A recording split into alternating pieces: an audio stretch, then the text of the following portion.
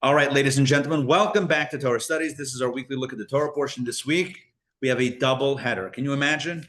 Two for the price of one. Buy one, get one. Go.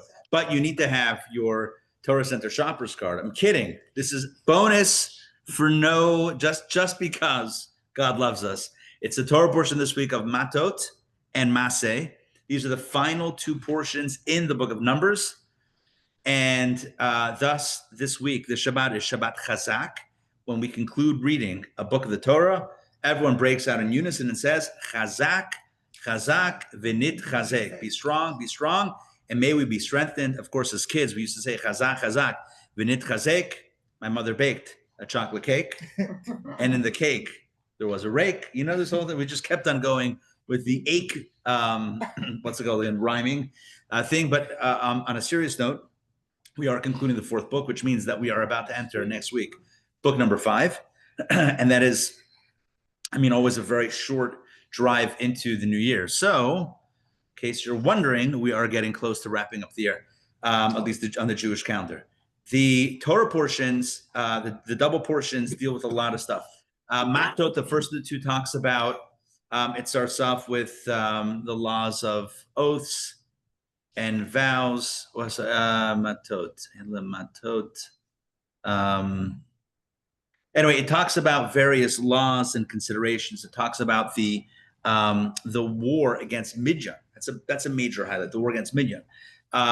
In the Torah portions, it also talks about in Masei. It talks about the travels of the Jewish people. Then the Torah lists the borders of the land of Israel. So there's a lot of stuff that's discussed in these two Torah portions. And then, after delineating the borders of the land, the Torah talks about how the land was to be apportioned and divided. Now, about 8 chapters ago, the Torah also talked about how the land is divided. And it said that it's divided by the lottery.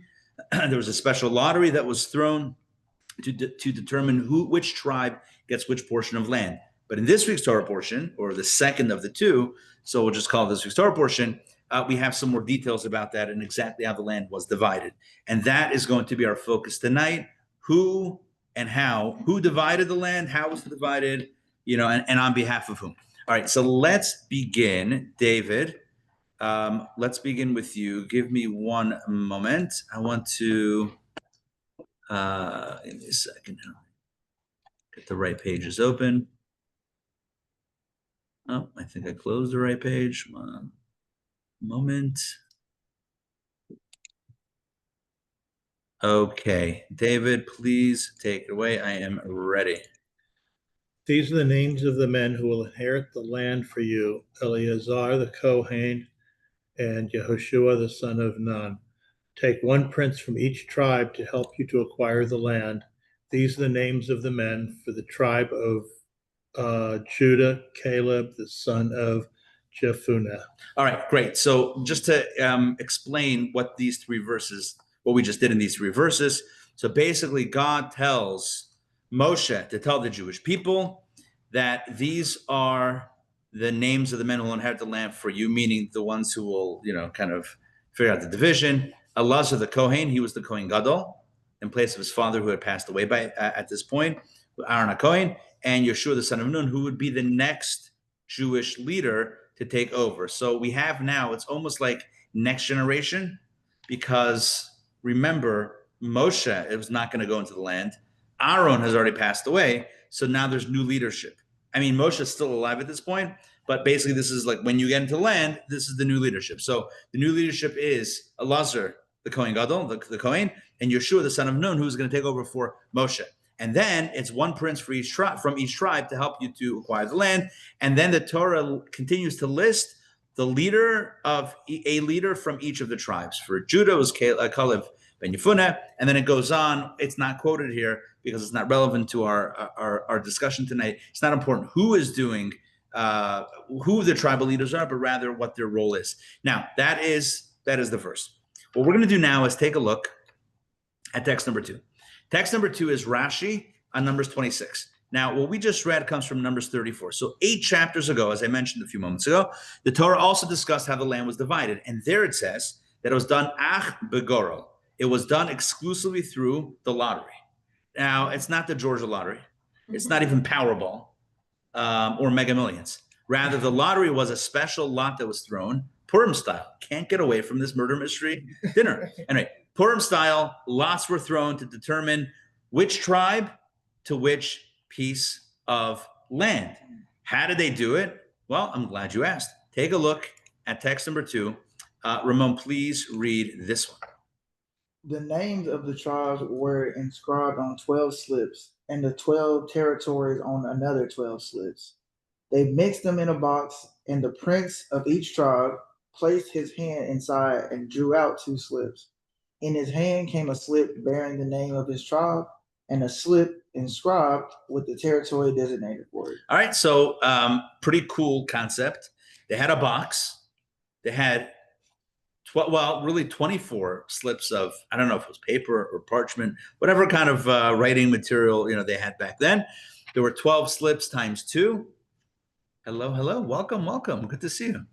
Come on in.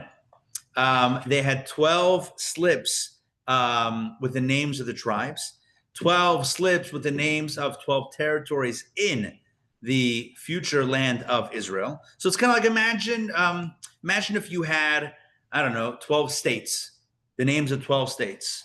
Georgia, Alabama, Florida. I'm so southern now. It's unbelievable. Anyway, imagine you had 12 names of 12 states. Then you had 12, I don't know, tribes. And then boom, you pick a name, a tribal name and a territory name, match together. There you have it, right? Matchy. And it was all by divine thing. Now, it was all by divine decree. Ach b'gorel, it was done through the gorel, through the lottery, through these lots. And the Torah says, al pi hagorel. It was by the mouth of the gorel. And as the commentators say in Rashi also, we don't have the Rashi here, but as Rashi points out, again, several chapters ago, that the lottery also spoke. It was a speaking lottery. Can you imagine? Now, when they originally got the lottery, right, it came in a package that said batteries not included. If you wanted to speak, I'm kidding about the batteries, right? This was a miracle that the lottery also spoke. So in addition to the tribal leaders pulling out the 12 slips of paper pulling out a slip of paper with their tribal name. And by the way, each tribal leader, when he pulled out from the lottery, got his own tribe's name and the piece of land that was by divine, ordination destined for that tribe. The lottery spoke. The tribal leaders pulled out their name along with the name that was destined for them of the territory. And thus it was. And we can learn a lesson from that everybody has a portion in life. God kind of sets out our chelek, our portion in the world. And we can go through life kicking and screaming. How come, I don't have that portion? Why do I get this portion? But at the end of the day, we get what we get. And as we tell our kids, you get what you get and you don't get upset. Yeah. That's it, right? You get what you get, you don't get upset. So is it just divine that you always pulled out your own tribe's name? It was a miracle. It's part of the miracle. Part of the miracle was that when the tribal leader came and pulled out the slip, Why did they go through that process of pulling out your tribe's name to slip? It was a further act demonstrating that this is all by divine orchestration. So if you ever wanted to complain, what, we got this? Do you see what Zvulun got? It's beautiful, right? It's like, it's gorgeous. We get this. It's all rocky. If you ever wanted to complain, how can you argue against God? I mean, it's clearly by God's hand. That's what I'm saying. Halavai, all of us should go through life with the same clarity. Even if we don't have a talking lottery and such clear demonstration, halavai, we should go through life and say, you know what? I believe this is that's not that we can't strive for something, greater, better, whatever, but never to say, why do they get and why don't I get? That's a misguided conversation. Why they, not me? Futile conversation. You want something, go get it, right? You want something, don't take it away from someone. That's not okay.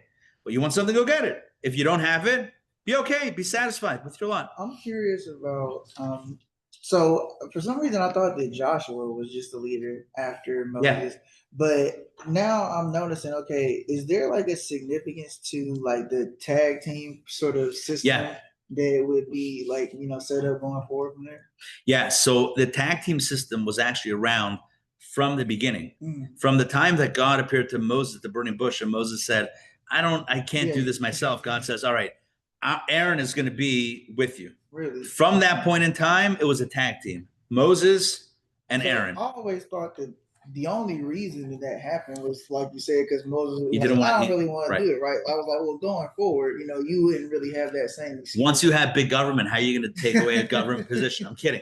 No, shit. They had different jobs. One was the leader, one was the Nasi, the leader, and one was the high priest. They each had their specific role. All right, now let's get further into this. So that's what we read 8 chapters ago. But if we look back at text number 1, okay, so here again, 8 chapters later, the Torah is again telling us about the division of the land, and it uses a little bit of different language, right? It says, these are the names of the men who will inherit the land for you. And then it says, take one prince from each tribe. These were the leaders formerly known as prince. I'm kidding, right? So you take these. I'm sorry.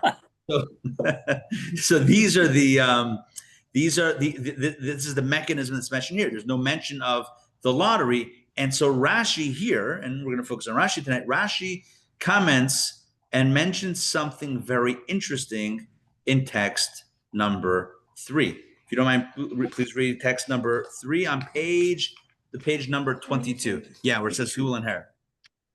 Who will inherit the land for you means on your behalf. Each prince was an administrator for his tribe to divide the tribal inheritance among families and individuals.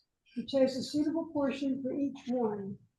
We can't translate for you as to you, for in that case, the text would not read inherit the land for you, but bequeath the land to you. The word inherit implies that they inherit for you on your behalf and in your stead, as in the passage, God will wage war for you. Okay, thank you. So now, at the crux of Rashi's, at the tension over here, you see the second paragraph, Rashi is kind of like, almost like internally debating, does it mean this or does it mean that? No, it must mean this because it can't mean that. So the word lachem is the Hebrew word that's being kind of like grappled with by Rashi. Lachem typically is translated to you, but lachem could also mean for you. Now, to you and for you are two different things. To you means I'm doing something to you. For you means I'm doing something on your behalf. It just means something different. It may sound similar to you, for you, whatever. Just don't call me late for dinner. But to you and for you mean different things. Right? If I'm doing something to you, okay, I'm doing something for you, again, it just means something different. So Rashi says the lachem here, the Hebrew word lachem here, does not mean to you, it means for you, on your behalf, in your stead, or as your guardian, as your what would a good word, like somebody that's working on someone else's behalf? Advocate? Yeah, as your advocate. That's a great word. As your advocate. I'm not doing something. I'm not telling you what you need to be doing. I'm acting on your behalf with goodwill and good faith, as an advocate. Good. I like that word. And what were they doing? So they were, but what actually were they doing? Let's look back at the first paragraph. I know we just read it, but look back at the first paragraph, text 3. No, right here in this text, where it says each prince was an administrator for his tribe to do what? To divide the tribal inheritance among families and individuals. And now suddenly, that should be an aha moment, because 8 chapters ago, we said that each tribe was given, was matched with a territory. Okay. And there's, let's say, 20,000 people in this tribe. So let's say we're all in the same tribe. Where am I living and where are you living? Is it like first come, first serve? Right. Like I'm going to grab, this house on this block? Like who determines that piece of it? Comes along Rashi and says, that's what we're talking about here.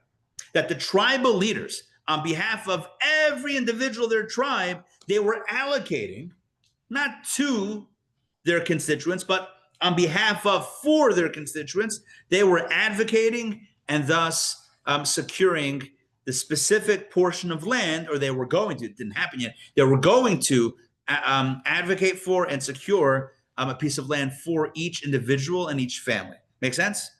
So on a tribal level that we read about, that was the lottery 8 chapters ago. And that was already done before they entered Israel. As to who's going to live where within the tribe, that would happen later, and the tribal leaders are going to be the ones that facilitate that. Make sense? Yes. Great. Well, What great. happened here?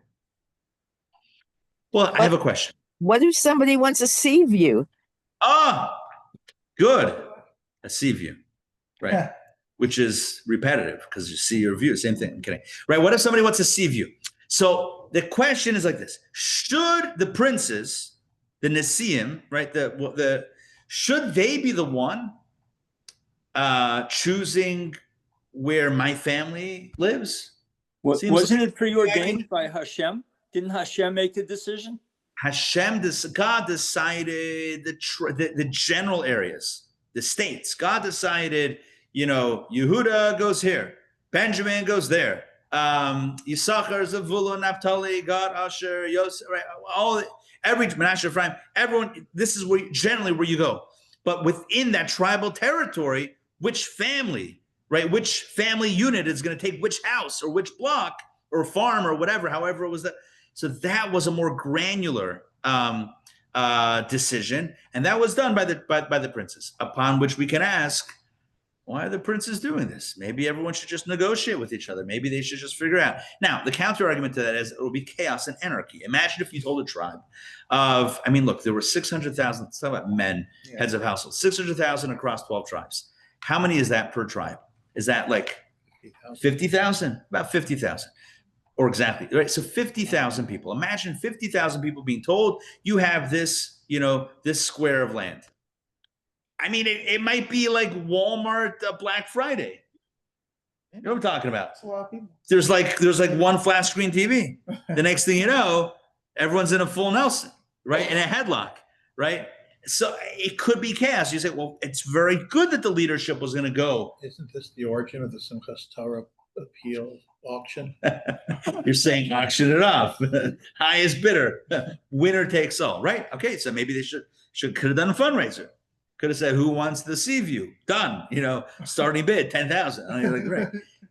Okay, so the easy answer is to say that, look, there had to be some sort of system, some sort of order. So God says, let the tribal leaders, let them do it. But the problem is, it kind of says do it for you, as this sounds like doing it to you.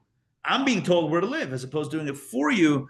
Are they really doing it for me, or are they telling me where my family is going to live? It seems like a little bit incongruent. That's the right word. With the two halves of Rashi's statement. So we need to look. So the families are not having free choice. They don't have any free will in this. That's the implication. Again, look again at Rashi, right? Text 3, Rashi on verse 17, right? Rashi says each prince. That's on your behalf. Each prince was an administrator for his tribe to divide the tribal inheritance among families and individuals. He chose a suitable portion for each one. ... I don't know, very ominous ellipses. I think that's what it's called. But the point is that it's the tribal leader that chose the portion, the suitable, scare quotes, suitable portion for each family or each individual within the tribe. Who says I want that?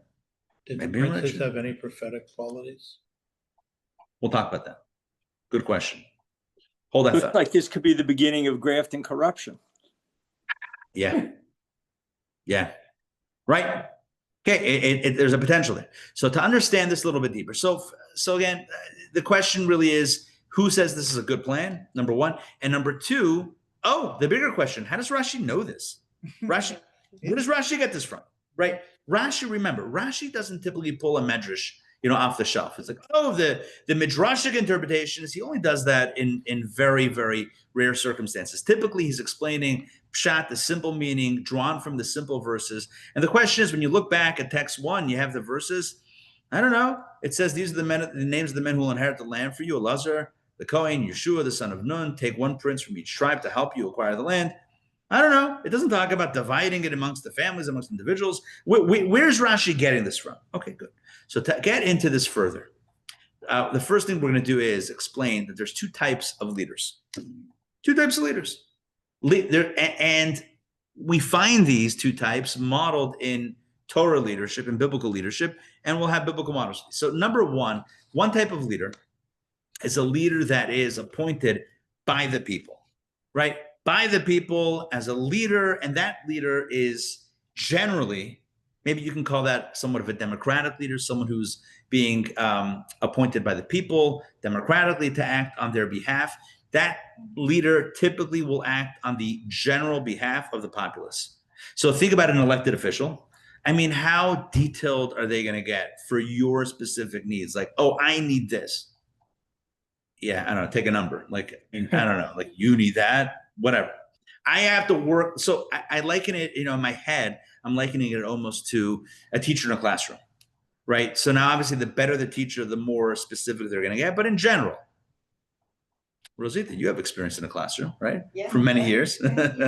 First grade, right? First grade. Torah Day school. Yes. So imagine you're in a classroom. You have 20 kids, let's say 20 kids. And no one's the same. No kids are the same. Even twins are not the same. They're not the same. Everyone's got a specific need. But you're a teacher.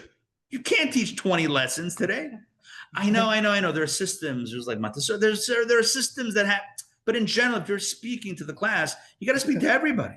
You're not speaking to having 20 different lessons at the same time. That would be impossible. So you speak to the center, and hopefully, everyone gets something. That's kind of that's the compromise you make. Similar in leadership, every individual wants something else, right?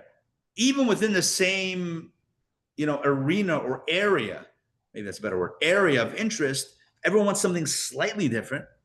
Give you an example, like in the Supreme Court. So like if the Supreme Court rules on something, it's a decision either, yes or no. Let's just say it's a clear question of a yes or no type of case.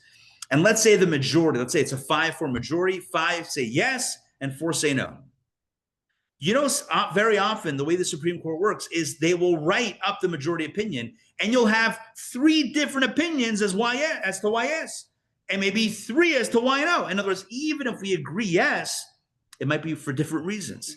And they write it up, by the way, so that there's precedent to this.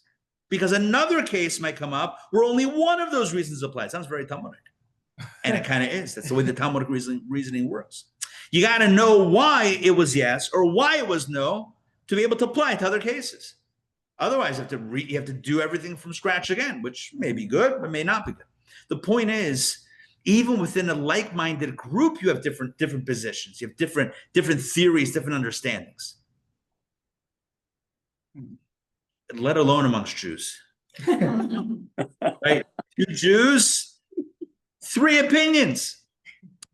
So a leader, and again, specifically in the context of the Torah, a Jewish leader, is going to have a very difficult time caring for the needs of every specific individual. It's not even that's not practical. It's not realistic. Generally speaking, they'll take care of the interests of the tribe. Who's the tribe? I don't know. That's to be the center of the tribe. Hopefully, it'll help you. If not, I try my best. But in general, the interest of the tribe is being taken care of. That's one type of leadership. That's typically the leadership that we know of. But then there's a completely different model, and that is a divinely ordained leader. So we're used to the first model of leadership. Every leader that we know is a leader that was, from the ground up. We decided or whatever, we created a leader. However, the second model, maybe we call this the first model, but it's the second one in the order that I'm mentioning the models, is where God appoints a leader. When God appoints a leader, it's a different type of leader. When God appoints a leader, God says, you're going to be a leader, not over the general, the average individual. You're going to be a leader over every single individual. The origin story, it's a little bit out of order in the class, but I really want to jump into it. What's the origin story of Moses, of Moshe? Now we know there's many, but there's there's his birth story where he's born early and then his mother hides him and then she can't hide him anymore. So she puts him on the Nile River, rescued by the daughter of Pharaoh, brought up in the palace. And then he realizes that he's Jewish and he goes and saves his brethren and then he has to leave town or whatever. I don't mean that origin story. I mean the other one. What happened right before God spoke to him at the burning bush? What was he doing there? I know what he was doing. He was looking for a 7-Eleven. I cannot find 7-Elevens in Georgia. You realize that? They're not here. They're not here. There's some collusion going on or whatever. There's no 7-Elevens. Maybe there's one in the state. No, there's no collusion. There's collusion, my friends. It's like high-speed internet. The point is, what was Moses doing? We're covering a lot of topics, a lot of ground tonight. All right. This is how we roll. So what was Moses doing in the vicinity of the burning bush? The Midrash gives us the answer. And let's jump to it now. Sindrine, please read this one. This is going to be text number 11. Let me scroll to it. It's going to be just a quick moment before you begin. Text number, I need to put a vertigo warning as I scroll through this. Text number 11. All right. Yes, take it away. When Moses, peace be upon him, shepherded Yethro's sheep in the desert, a goat broke away, and Moses chased it until it arrived at a shady area. When it came in the shade, it found a brook and stopped to drink. When Moses arrived, he said, I didn't know you were running because you are thirsty. Poor you, you are tired. He carried the goat on his shoulder and walked back to the herd. God observed, if you have the compassion to provide for sheep that belong to a human, I swear that you will shepherd my sheep, Israel. All right. So that's a beautiful origin story, right? Isn't that that's very touching. Moses is the shepherd of his father-in-law's sheep, and one of them runs away, and he chases after this one. And he carries the goat. Look at it. He carried the goat on his shoulders. And as he's walking back with the goat on his shoulders, he sees the burning bush. And God says, Moshe, Moshe, he says, Hineni, here I am. And the rest is literally history. I'm All confused. because he was, Is it a goat or a sheep? Exactly. It's in the Hebrew, it says, Sono, and then it says, Barak Mimeno Gedi. I don't know. Sheep and goats. Yeah, I don't know. Sheep and goats. Sheep and goats. What are you going to do? They all go around together. They were hanging out together. How do you know that this was happening at the same time as the burning bush? Because the Medrash continues. It's cut off over here, but it all was in proximity. And that's when God says, oh, this is going to be the leader. And then he calls Moses into action. I need to explain something here because it's really important to recognize what's happening. What happens when Moses finds the goat drinking? What does he say? I did not know you were running away because you were thirsty. In the brackets, I don't know who wrote that. Poor you. That's not in the original. You are tired. Poor you. Whatever. In South Africa, they say shame. Shame. You're tired. What's the point? Let me ask you a question. It's a simple question. What did he think? He was running away from him, just like running. He thought this was a wayward goat. Now, what would you say? A wayward goat. Someone runs away. What do you say? Let him gain. Let him go. Let him go. He wants to go. Let him go. Let him go. What? I need to chase after the goat. The goat's running away. That's it. See you later, alligator. That's sending a bad example for the other goats who may decide that they don't want to be there. Say it again. That's setting a bad example for the other goats. What They may decide I don't need to be here either. His job as a shepherd is to keep them together. Oh, okay, good. No, hold on. That's his job. I hear you. So you're saying it's not a big accomplishment. It was literally his job description. Okay. But then he could have said, okay, drink a little bit, and then you march yourself back. Right. You go back to that herd right now, Mr. Goat. Look, by all accounts, that goat might have run away because you're a rebellious goat. Moshe runs after the goat, finds his thirsty, and said, oh, I didn't know you want water. By the way, you ready to jump to a lesson in life? Anytime someone runs away, they're not rebellious. They're just looking for water to drink, euphemistically. What, you think anybody's rebellious? No one's really rebellious. Everyone's. If somebody runs away, it's because they're looking for something. Because they're not having, they're missing something where they are. That's why they ran away. It's not because they're rebellious or wayward. That's an old way of thinking, right? Moshe tells us, why is he running away? Because he's thirsty. I mean, as the story plays out. But anyway, back to the story. When God appoints a leader, it's in the modality of Moses, the first appointed leader of the Jewish people. And what is it? To look after every sheep or goat individually, not as a general kind of, like insurance does. Insurance looks at a group of people, not as individuals, but as a group. Like what's the Cohort. Yeah, but it's like, what's the likelihood that, how of this group, how many will, God forbid, pass away this year or whatever it is? Actuarial. Yeah, actuarial type thing. So, so most leadership is like that. Give me like the general, give me like a median. By the way, like the average.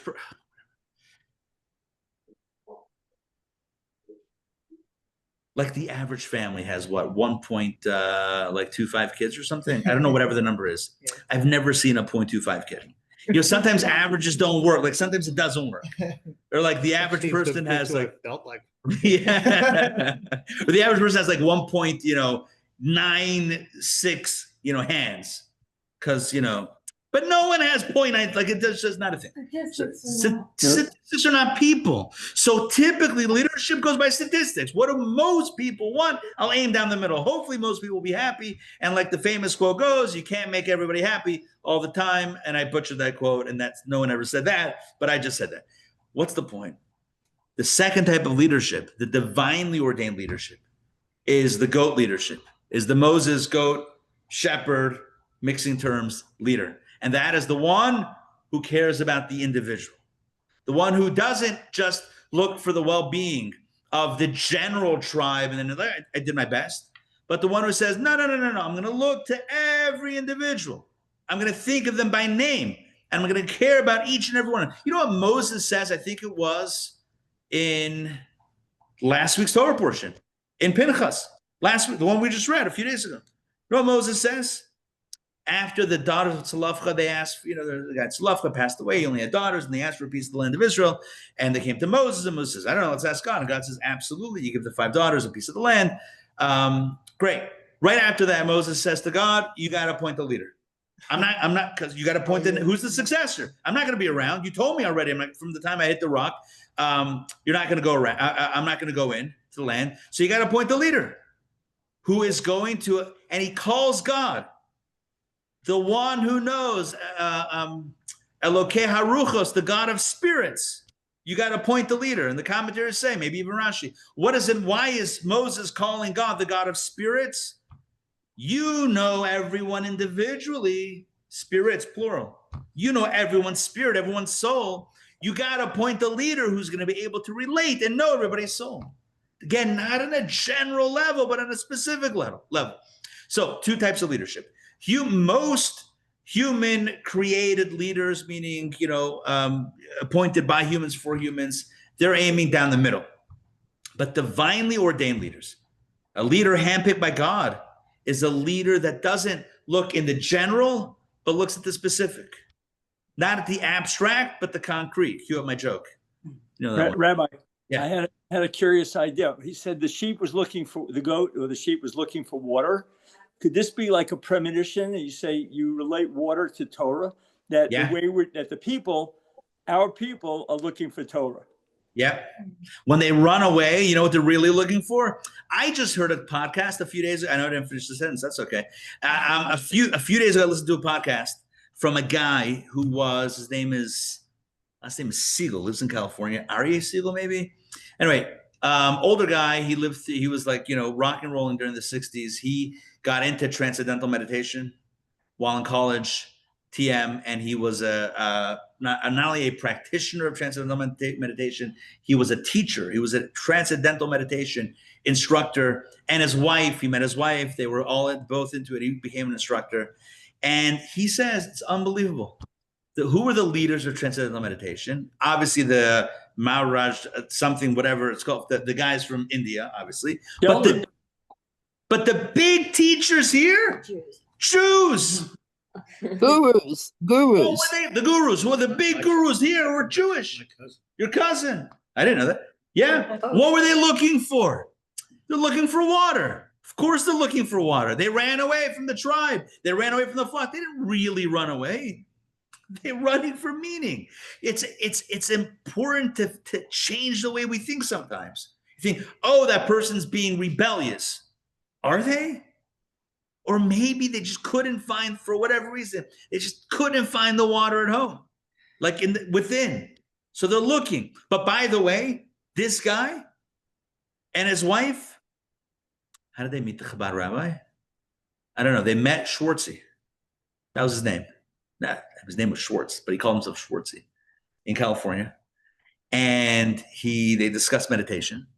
And he said, great, can I come over? I'll come over, late at night, 11 p.m. He would come over once or twice a week. And they would, compare notes of meditation. He says, you tell me what you're reading and I'll tell you what I'm reading. And he brought over the book of Tanya. Can you imagine? He brought over a Tanya and they began studying.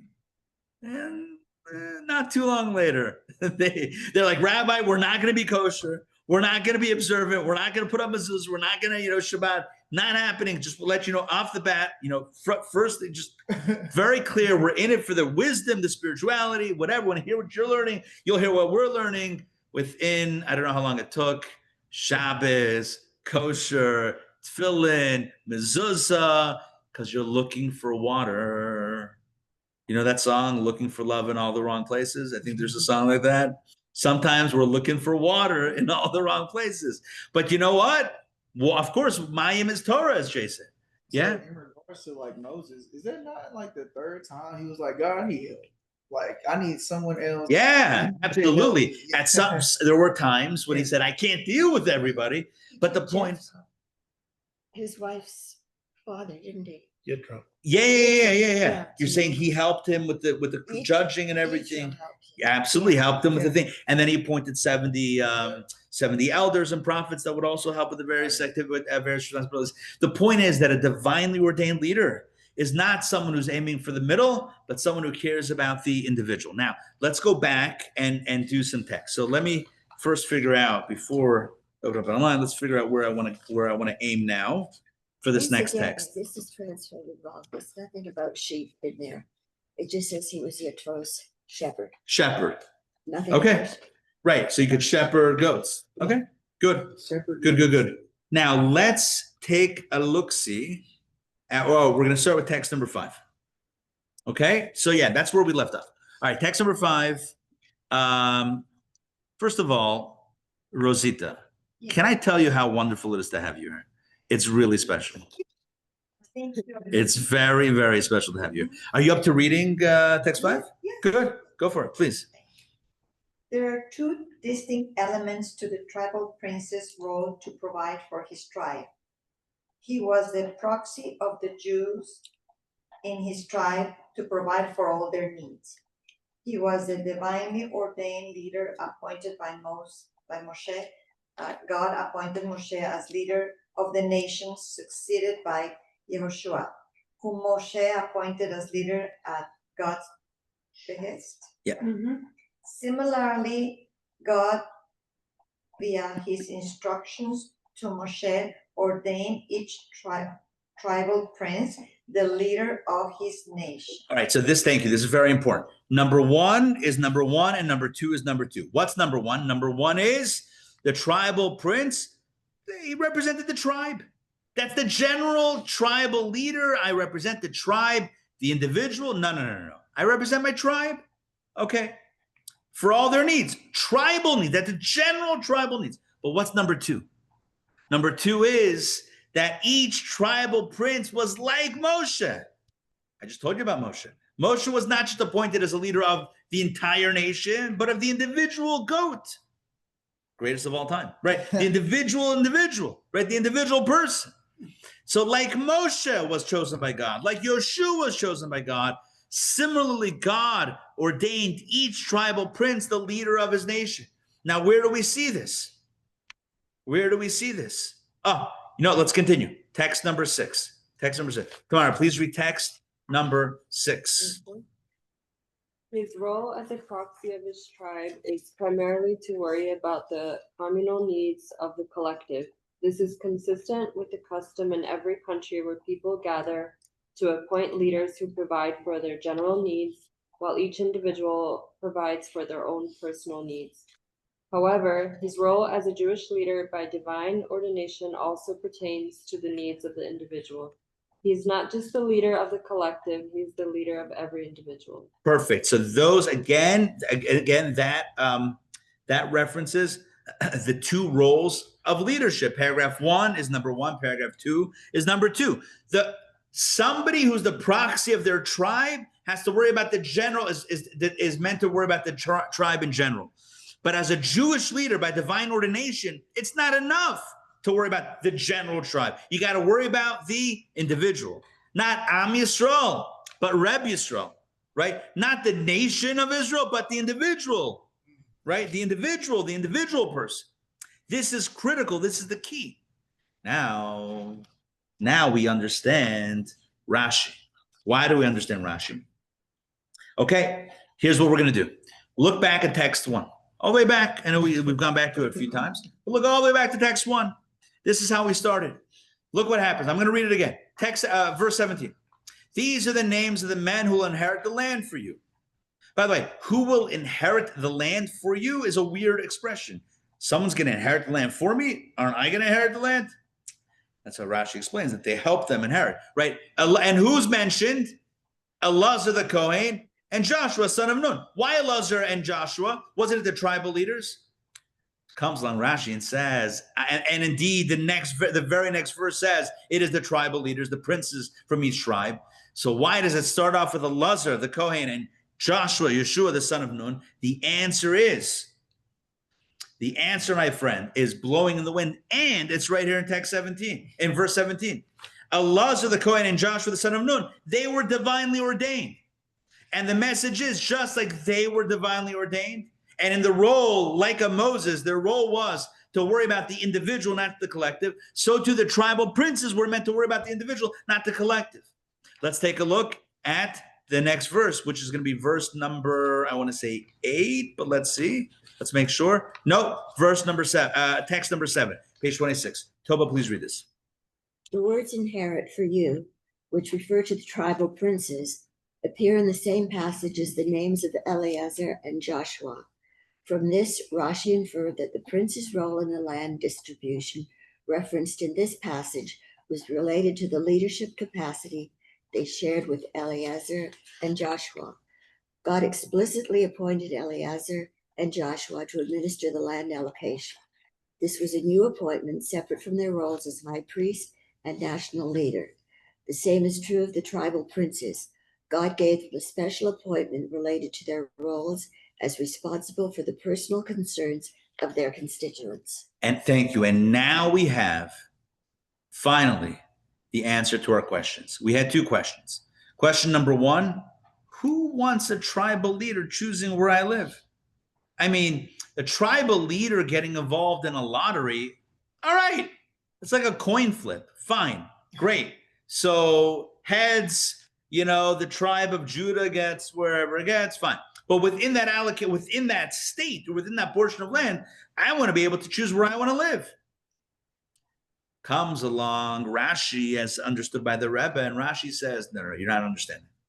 By most leadership, you don't want them involved. You don't want leader telling you where to live. That's overreach. That's governmental overreach. You're going to tell me where to live? Hello. Tell me the borders of the land. That's one thing. But don't tell me which house to buy. That's a little weird.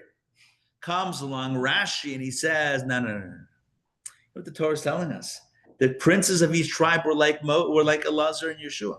Who's that? Like Aaron and Moshe, meaning appointed by God, which means that they were blessed and they were endowed with a specific gift to be able to care about and understand and care about the needs of every individual and act on their behalf. What, you think Moses wasn't thinking about every individual? Look at his origin story. He literally cared about every single goat and what they needed individually.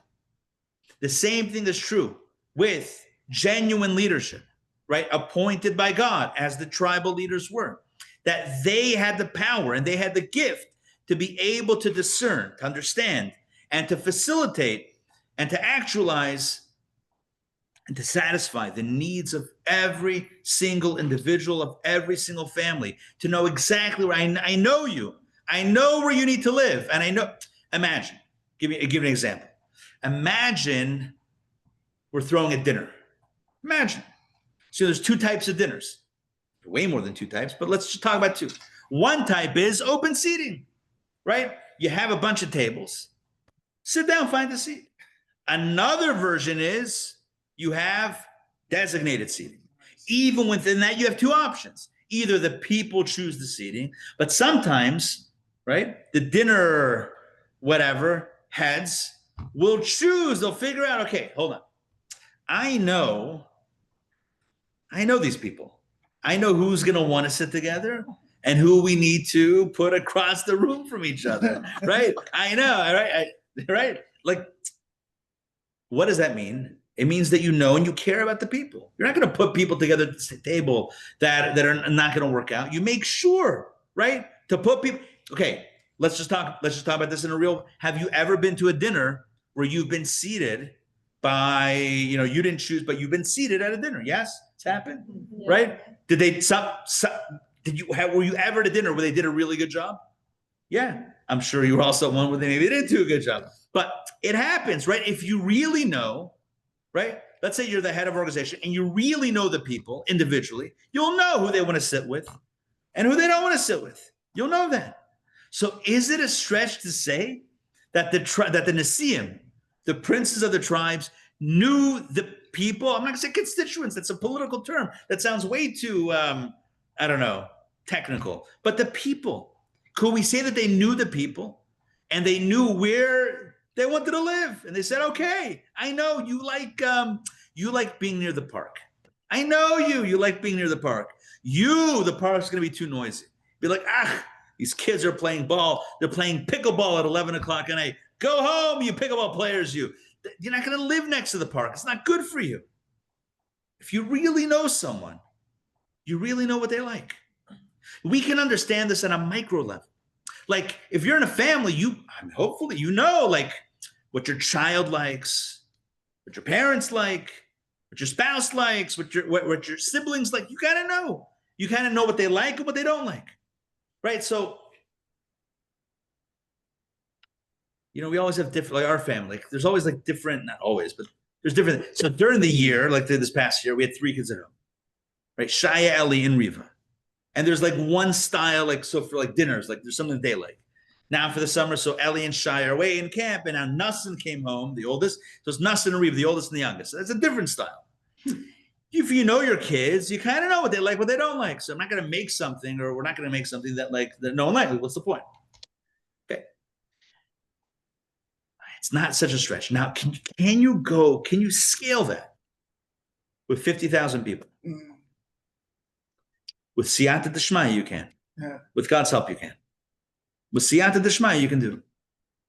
If God appoints you, if God gives you that power, then you figure it out. A real leader, a real nasi, a real rebbe, as it were, knows not just generally speaking what works for most people. It's not like ChatGPT algorithm. Most people will find this interesting. That's not what it is. It's like, you're traveling to a foreign country, you're traveling to a city you've never been in, and you look up a guide, right? Didn't Michelin used to make a guide? They still make a guide, or is that restaurants? Michelin? Restaurants. Fodders, F-O-D-O-R-S, right? They used to make it. There used to be guides, right? Lonely Planet. Is that what you said? Lonely Planet. All right, Jinx, I think we said that. Lonely Planet used to make a guide. I used to go to Barnes & Noble. I don't know, this was my life back in the 90s, all the way back in the 90s. You go to Barnes & Noble, you buy a few guides, bada bing, bada boom. Now you got your itinerary plan. It doesn't know you. The guide doesn't know you, right? You know what it's like? If you pick Lonely Planet, certain type of traveler. Yeah, you don't want the old school. You're like, you want off the beaten track. No, but you know what? I just realized I have a better analogy. This is all happening in real time. I have a better analogy. It's like advertising on TV advertising versus conceptually, at least, internet advertising. I'm not arguing whether it's right or wrong. So this is not a moral conversation. But when you turn on a TV show or whatever, somebody bought ad time. It may or may not interest you. But you know what they try to do with internet advertising? They try to follow you around the internet and see what it's, right? And it's like you have a conversation with somebody about shoes. The next thing you're getting all these shoe ads. Oh, we don't listen. The phone does not listen to your conversation. We just happen to guess. No, because they'll say, no. One second. The same reason why you came up with shoes is the same reason we knew you would come up with shoes. Based on everything that's going on, the next obvious thing would be shoes. And so, Jinx, we both said at the same time, shoes. It's scary. Yeah, it's scary, but it happens, right? Targeted ads versus non-targeted ads. This is how we're getting the class on such a dystopian note. All right, but here we are. Look, the tribal princes were the targeted ads of leaders. It's a terrible analogy. It actually works. Targeted The targeted ad. Moshe was the targeted ads of leaders. Ay, Gewalt. He's better than that. Look, a non-targeted ad is an ad that would appeal to, lots of people. But who says to the individual? Targeted ad is an ad that's designed just for you. You know Delta just announced this week? Or maybe last week? What? One of these recent days? They're going to do targeted pricing. Oh, AI pricing. It's basically targeted pricing based on your history, your economics, your. Everyone gets their own price. Everyone gets their own price, right? So two people, yeah. It's like the surge pricing. I have all these analogies tonight. Look at that, so many analogies. It's like the surge pricing. I think Wendy's announced like 6 months ago or a year ago that they're going to do surge pricing. They got so much hate, they shut down the program. They're basically saying, like, if it's a popular time, you're going to have to pay more for a burger. That's it. That's already how But everyone does it. You understand? Everyone does it for Uber. Uber says it's surge pricing. Instead of $30, it's $50. All right, you paid for it. So they're like, Wendy's is like, well, why not? Why can't we charge $5 instead of $3 for whatever we're charging? I don't know what the prices are. Whatever we're charging. Like maybe that's gonna work. Delta's like, if somebody can pay $300 for a ticket, why should we only charge them $250? That's so wrong. I'm just saying, but this is what's happening. Is it going to be that personalized, or is it really just going to be flow managed? I saw that it's based on I saw that it could be up to the point of being even individualized for the individual. So this is Moshe Rabbeinu. Set up another profile that makes me interested. I know. Everyone's gonna be setting up false personas. There's gonna be a cottage industry of how to create an indigent profile. Yeah. So here's the point. Before we all be like, listen, before we set in full on panic, here's the point. Here's the point in a positive way. Here's the point. Moshe Rabbeinu, Moses was the people's leader, right? Like the people's court, like Judge Wapner, no relation. The people's leader.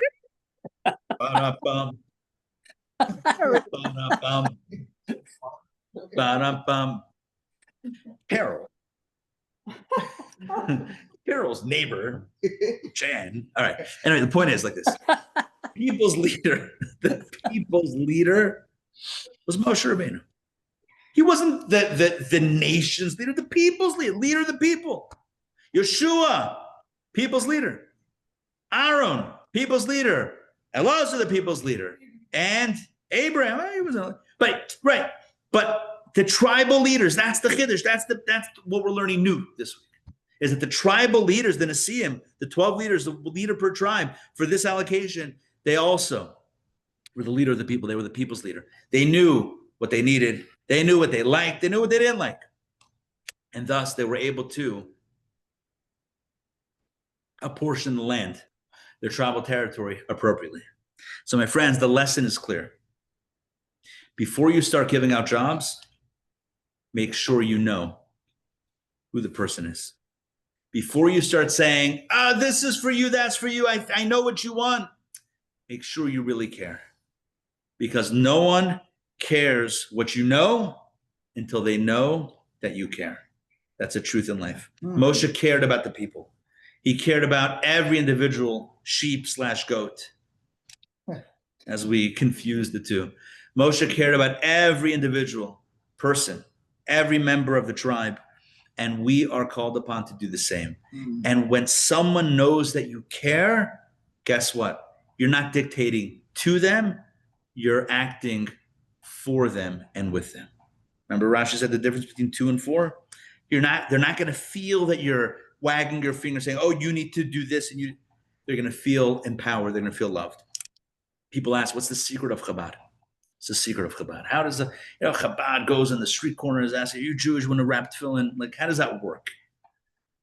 I don't think there's first of all, you no one's going to say no if you don't ask. So number one, you got to ask. In life, you got to ask. But number two, I think more importantly is It's got to come from a place of love and care, not from a place of judgment. Like, oh, I guess maybe you didn't put on film today. You want to do the mitzvah? It's never come from that place. Place of love and care. I care about you like I care about myself. I'll end with this story. We can go on, but let's end with this story. Mendel Futterfass was a chassid who lived, passed away, I don't know, not that long ago, 10, 20 years ago. And he spent 20 years, I think, in Siberia, about 2 decades in Siberia for his efforts, Jewishly in teaching and back in the former Soviet Union. And the story goes that he got out and then he would travel, lived in England and traveled to America and Israel and everything. One time he's on a plane and he sees someone who looks Jewish and he couldn't speak English. So I guess it was an American flight. And he goes over to the guy and he says, me Jewish, you Jewish. Me tefillin, you tefillin. That's all he had to say. Because when it's dvarim hayotzim min halev, it's nechnasim el halev. When the words are coming from your heart, they're going to enter the other guy's heart. That's the way it is. If you care, they know that you care. It's easy to know if somebody cares. You just feel it. You look in their eyes. You look in their heart. It's easy to tell. Their tribal leaders cared. And when they said, here's your land, the people said, thank you. They didn't say, how dare you tell me where to live? They said, thank you. May we all care about each other, like Moshe, like the tribal leaders, and act on it with each other's best interest in mind, always providing the water that the other person needs. L'chaim. Pleasure. Thank you for joining tonight. All right. Thank you very much, Dr. Masei. I will say this, a few announcements. Number one, have I told you about my Purim plans? I'm kidding. Number one, tomorrow we are doing we have our JLI class called Fascinating Facts. We're up to lesson 3, but it's not too late to jump in or to check it out if you want to just come to one class and check it out. We do it at 12 noon and at 7:30 p.m. So we have 2 options. Tomorrow's class, angels, blessings, evil eyes, oh my. I don't know about the oh my thing. It's called Under the Influence. And don't worry, there's no imbibing involved, but it's all about supernatural. I know, everyone's out like, all right, next, Purim, is that a drinking holiday? Yes, it is. So tomorrow night or tomorrow day, 12 o'clock or 7:30, join us for that. It's going to be out of this world. See what I did there? Mm-hmm. Thank you. All right, that's happening. That's happening tomorrow. And I don't know, we got a lot of stuff coming up. Stay tuned for more excitement. Is today class 3 for this? Oh, this is class 2. 2? Okay. But it's a long series. Yeah, the truth is it's ongoing. There's throughout the year, even though God divided into 5, we've divided into 4. We thought we could do a better job. I'm kidding. But so we have 4 seasons of Torah studies, but it's pretty much every week. Every Tuesday night we're here, and it's just 7:30 p.m. to 8:30-ish. We do it. Yeah. Are you on the list?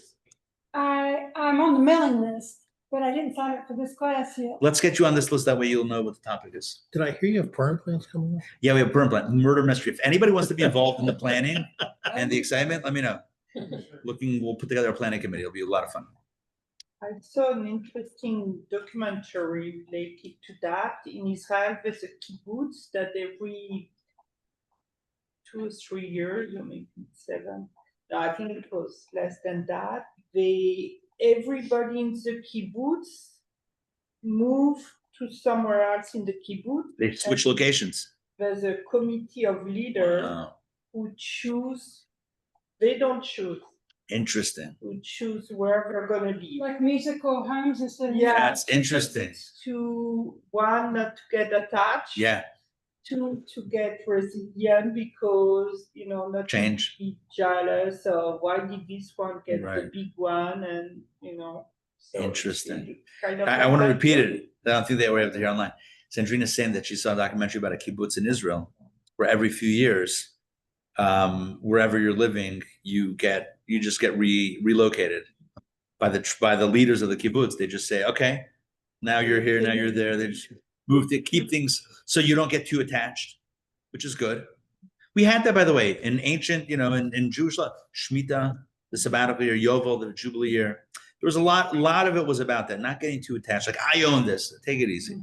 La Hashem ha'aretz u'melo. God really owns it. We're all what's the word? Penance. Penance, yeah, but there's another word. We're all Stewards. Stewards. Yeah, I like that. Steward. I'm Ari, but yeah. Yeah. All right. Not to be jealous. Right, not to be jealous, not to be too attached. Different experiences. Pack everything up, so I've been like complaining because I had to. No, because I didn't want. Me too. By the way, I know people that love moving. Oh wow. I'm not like, oh. No, It's like too much. It's like don't get that. I'm moving. You don't get I too don't attached. get attached. I see with me and my wife, so like I'm more attached to things. My wife is like, yeah. I can move it. I don't mind. It's good. Listen, each thing has its mila. Everything has its advantage. All right, that's it for tonight. Made sense? Yes, thank you so much. All right, my pleasure. Cool. My pleasure. Baruch to you. Bless your heart. All right, good. We'll close that out officially. All right, Leila Let's go. Tov, everybody. See y'all. Thanks for joining. Bye, guys.